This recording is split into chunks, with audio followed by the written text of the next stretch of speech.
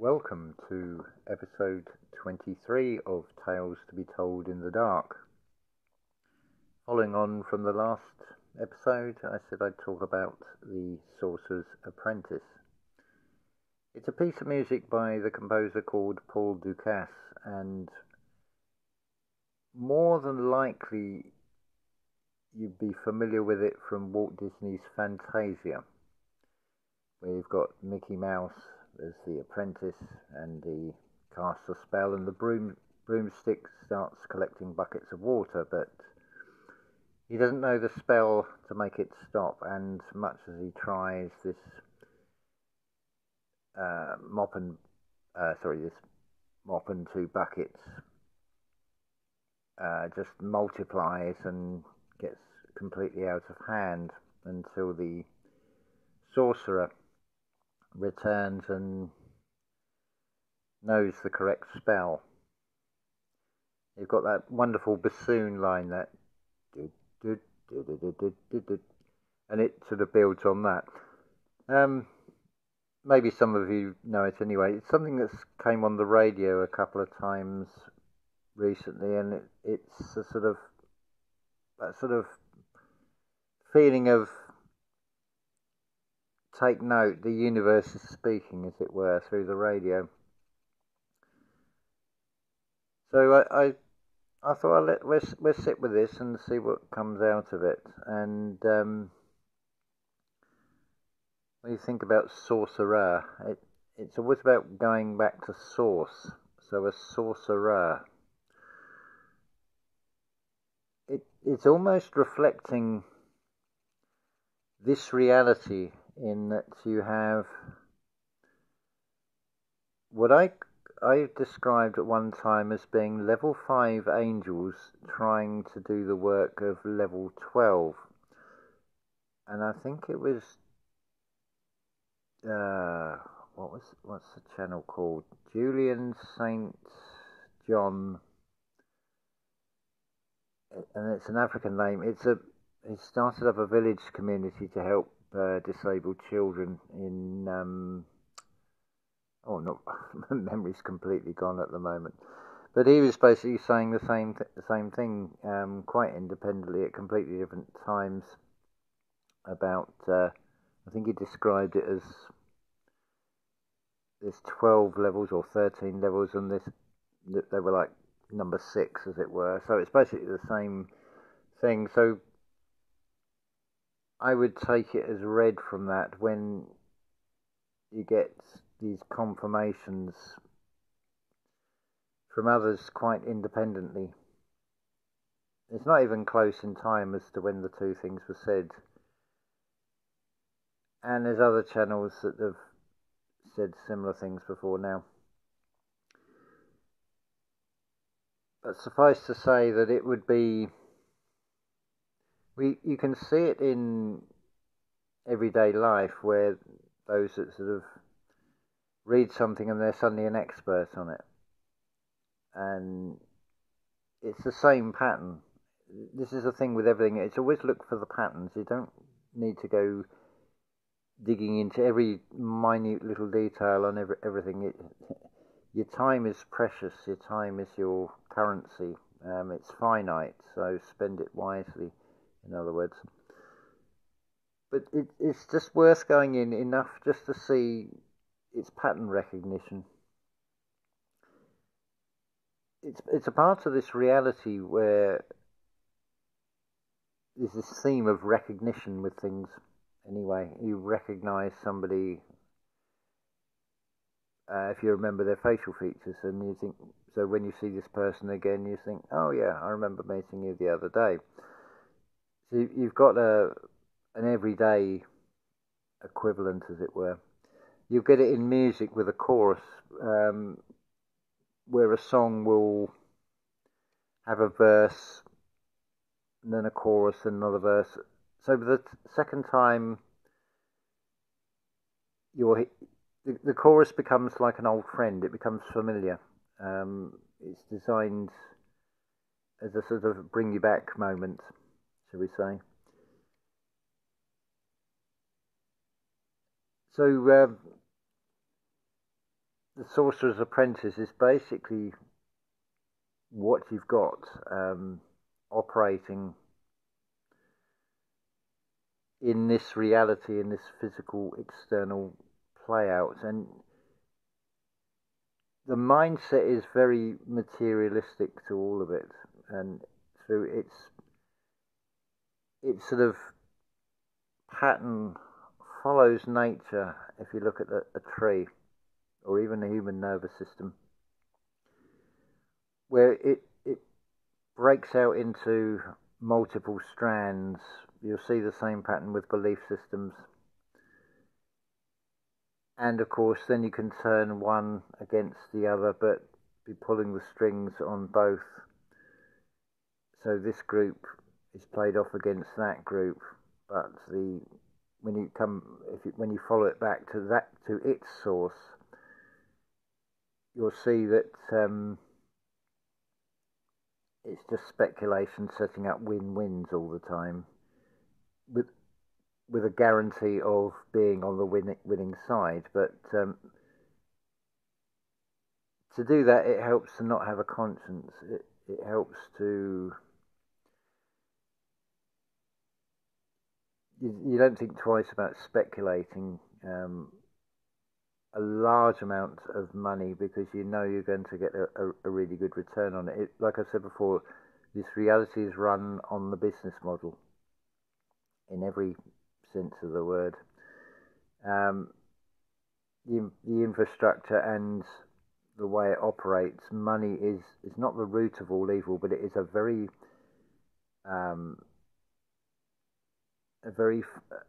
much used tool of this system.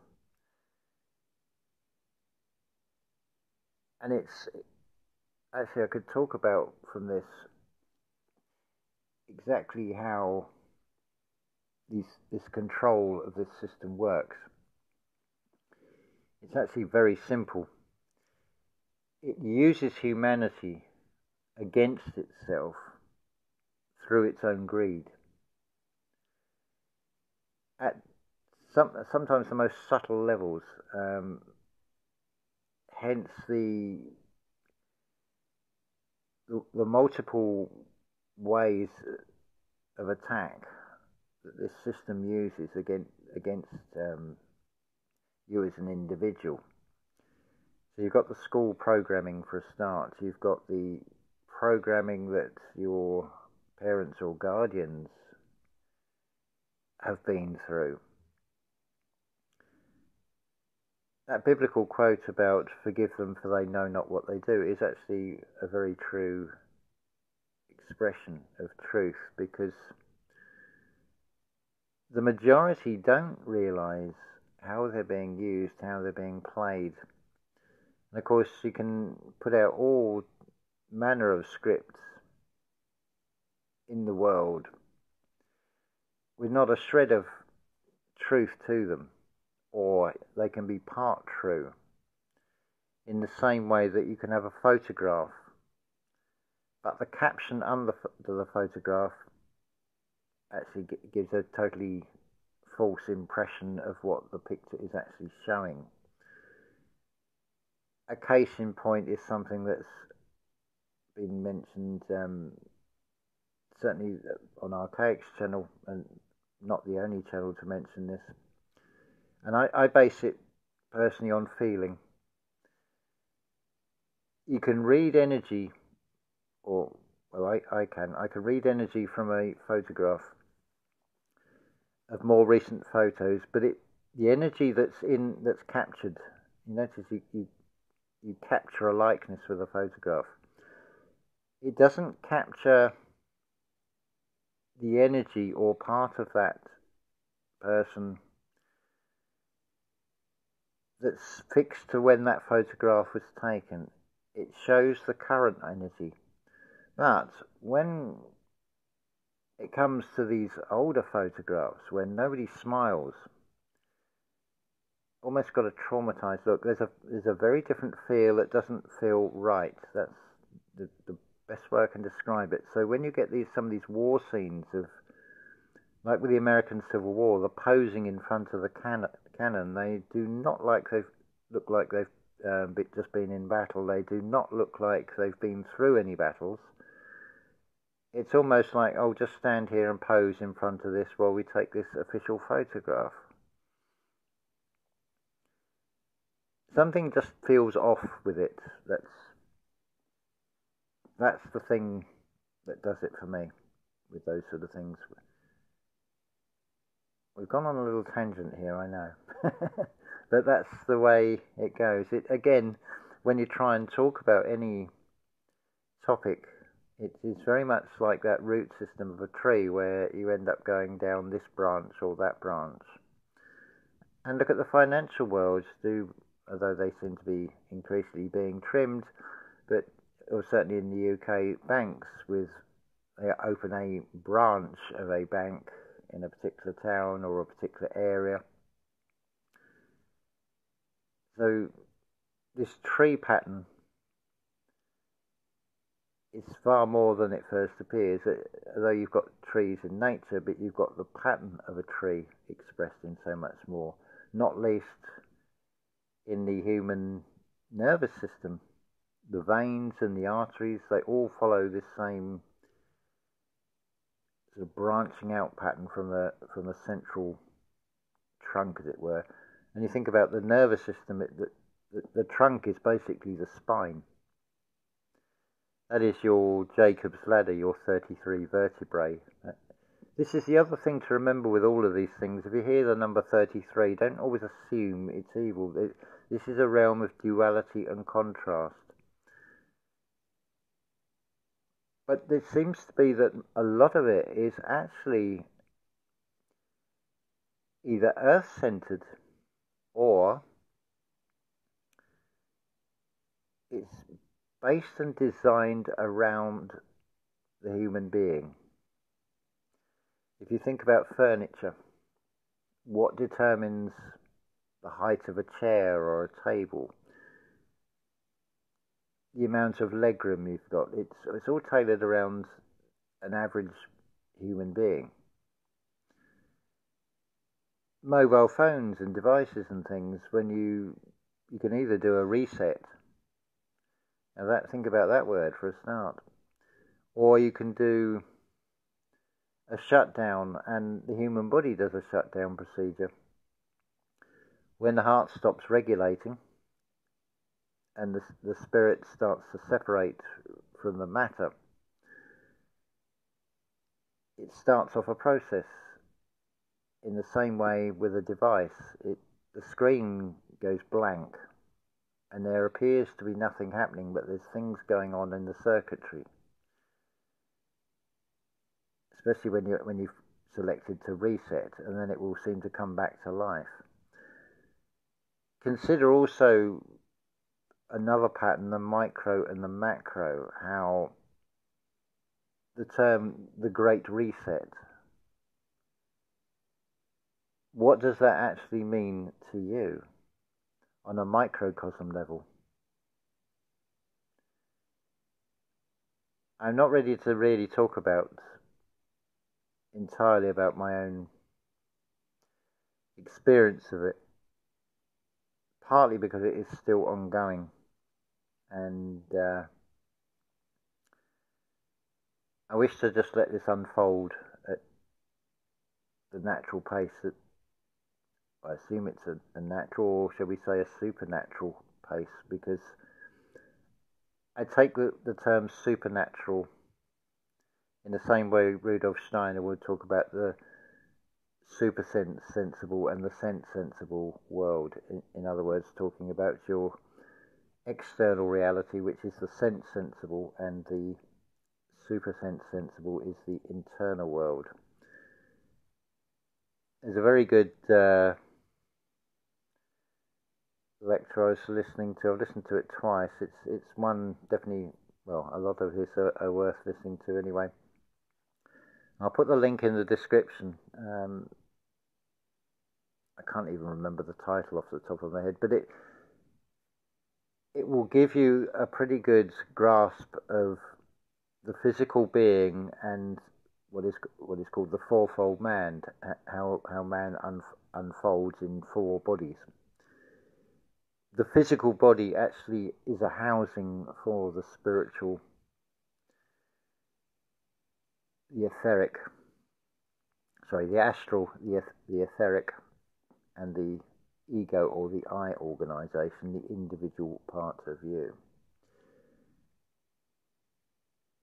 That brings me on to another very interesting topic. I'm going to hold off till the next episode. The whole thing about divide an individual and how the etymology of individual, and people will say it's got the word divide in it.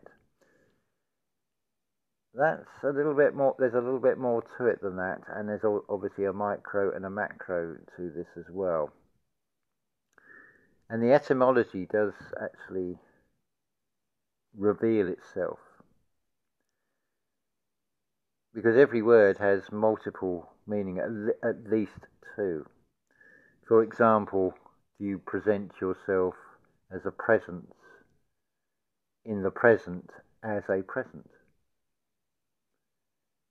In the present tense, just to add another one on. And I think you get the idea how, I mean, there's the same basic sound.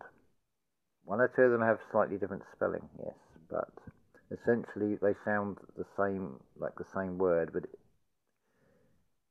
but there's the context in which they're said and the spelling as well. So the context is, in some ways, is the equivalent of the intent in sort of the literary perspective. Right, so we'll end that there. Interesting, 17 minutes, and I'm recording this on the 17th. So I hope that has given you plenty to consider, to weigh up inside yourselves. Not least the blueprints, the micro and the macro to everything. And another topic we could talk about would be eugenics. Maybe make that episode 25. It's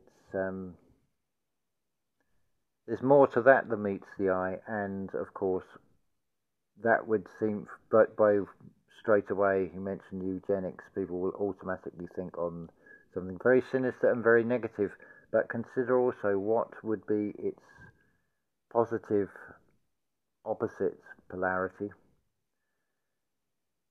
What would be its, how would that equate in the unseen, the metaphysical? There's a few things to weigh up, and we discuss in a future episode. So I shall say love to you all, and hopefully that has given you plenty to consider.